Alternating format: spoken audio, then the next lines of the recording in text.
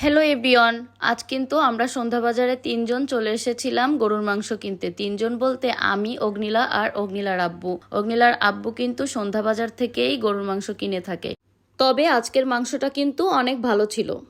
মাংসটা এখান থেকে কেনার পর আমরা বাসায় চলে আসি। বাসায় এসেই আমি কিন্তু রান্নাটা চড়িয়ে দিয়েছিলাম, কারণ ফ্রিজে রেখে দিলে কিন্তু অনেক কিছু টেস্ট নষ্ট হয়ে যায়। এজন্য আমি ডিরেক্টলি চুলার কাছে রান্না করতে চলে এসেছিলাম। জানি সবাই গরুর মাংস রান্না করতে পারেন, তারপর যারা যারা পারেন না তাদের জন্য আমি আজ মাংসটা রান্না শেয়ার করব।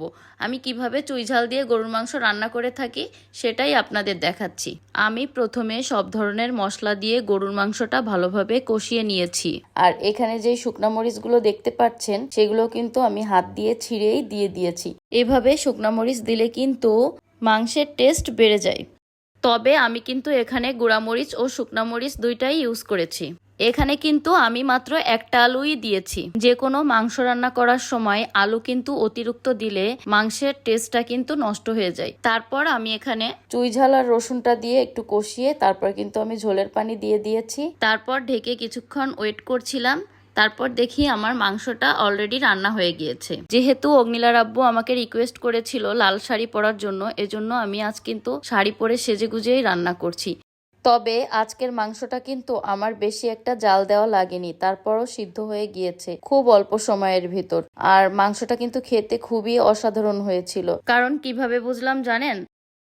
অগ্নিলার আব্বু আর অগ্নিলা খেয়ে অনেক প্রশংসা করেছে। আজ এ পর্যন্ত, দেখা হবে নেক্সট কোনো ভিডিওতে। আল্লাহ হাফেজ।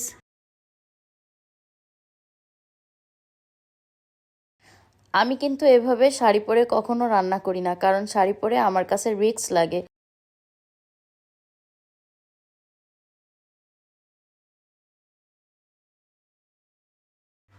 ও, আর একটা কথা, আজকের রান্নাটা কিন্তু অনেক ইয়ামি হয়েছিল। মেয়ে আর মেয়ের আব্বু অনেক প্রশংসা করেছে। তাহলে আজ এ পর্যন্ত, দেখা হবে নেক্সট কোনো ভিডিওতে। আল্লাহ হাফেজ।